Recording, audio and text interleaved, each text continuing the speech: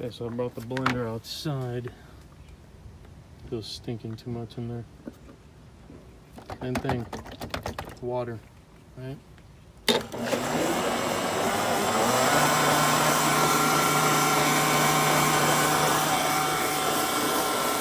gonna video this and see how long it takes.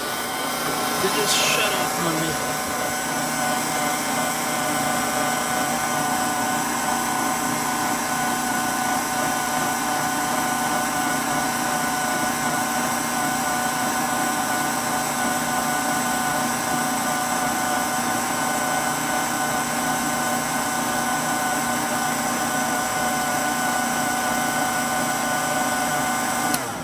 See?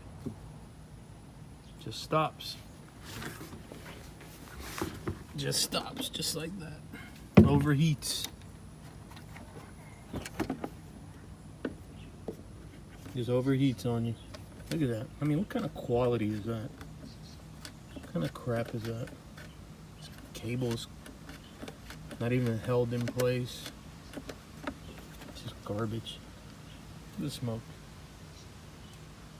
See it? You see it?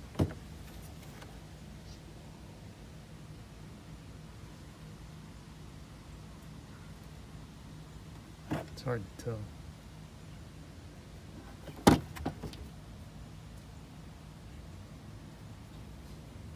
So you're supposed to reset it, they say. Wait till it cools. So it ran for a good... So I started about 1:15. Ran about a minute on this video. Not to mention all this crap here. Gets all over your counter. Turns your counter black. So about a minute here and about, I'd say 4. So I ran a good 5 minutes. Shut off. Commercial grade. There's no way this is commercial grade. If I had a smoothie shop, I'd only be able to make 2 smoothies maybe.